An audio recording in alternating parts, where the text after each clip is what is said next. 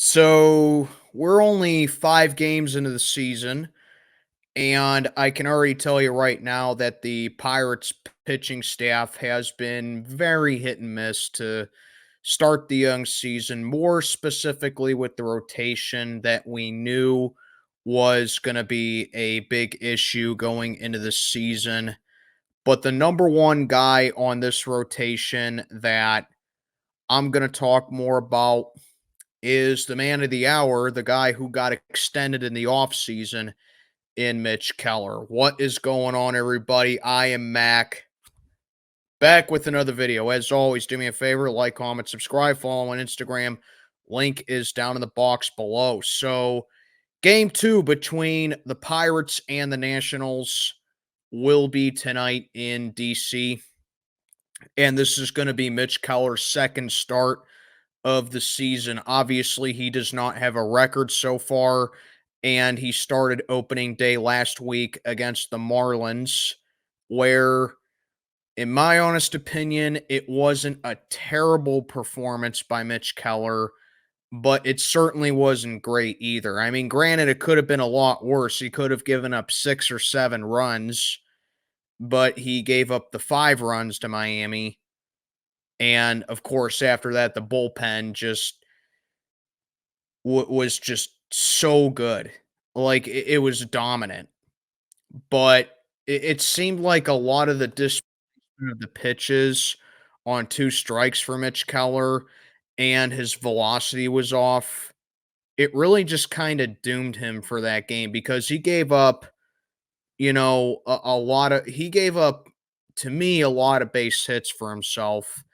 And while he was registering a lot of swings and misses as well, but he just looked a little off for opening day.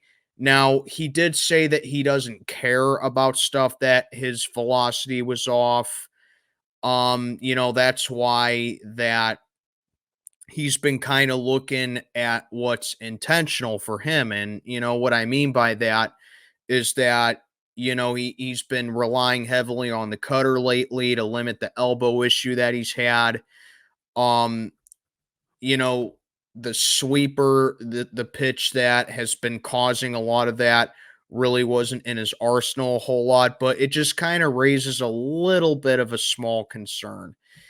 Now, like I said, it's just his second start, and hopes are high that Mitch Keller can take the mound tonight against Washington, go back to his old form last year, and he can have a bounce back game. He can have a great start, and maybe we just look back at opening day as just being that bad start that he had.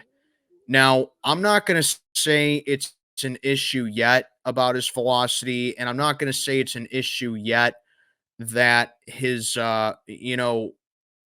that the sweeper may be causing the problem with his elbow, but it has potential to be. I mean, he can't go out there every single game, especially when we extended him in the offseason, because we're counting on this guy to be potentially our ace, at least until Paul Skeens gets called up. We're counting on this guy to be our ace for 5 years. That's a pretty long time for a pitcher. And, with me, when it comes to starting pitching in the MLB, I kind of always equated that to being a starting quarterback in the NFL. You know what I mean? Like all eyes are on the quarterback in the NFL, especially nowadays. And like how in baseball, all eyes are on the starting pitcher, especially the ace. And that's what Mitch Keller is. So when the offense has to bail him out and the offense has to tie the game just to get him to have a no decision on the day, that's a little bit of a concern because that's telling me that Mitch Keller is a little off to begin the season, and he's at the point to where, like, he knows the kind of offense that the Pirates have. They're built to come back from deficits. They're built to score, in this case, a little over 7 runs a game because the Pirates have scored 39 runs in 5 games. So do the math right there. In fact, we're averaging almost 8 runs a game now. So do the math right there. But The thing with me, I don't think it's an issue yet about all the stuff that Mitch Keller has had for him over the course of the first 5 games and his first start, but it definitely has potential to be. Now, I will say that I'd rather be sitting down here talking about this now, and I'd rather have it be a problem now than, say, in June or July if the Pirates are, you know, over 500 and they're chasing Milwaukee or Cincinnati or whoever for the NL Central, and especially in September if the Pirates have a playoff spot on the line.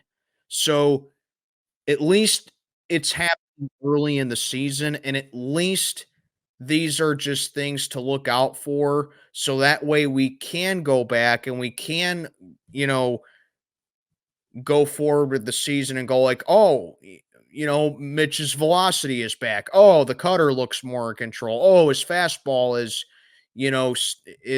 back to where it was last year. Oh, he's pounding the zone again." I think Mitch just had a rough start to the season and, he polished it off and he's looking like what he was last year for us. So, yeah, I mean, I'm not worrying about this right now. It's just something that I observed, and it's just something that I want him to improve on for obviously the rest of the season. Now, if it happens over the course of his next 2 or 3 starts, then maybe I'm gonna come on here and say it's a problem. But for right now, I'm saying, it was only 1 start. I'm gonna lay off him a little bit and let's just see how he does for his next couple of starts. And maybe it's just, oh, opening day was just that bad start. I mean, obviously, no pitcher's ever going to go out there and have a quality start every single time. They're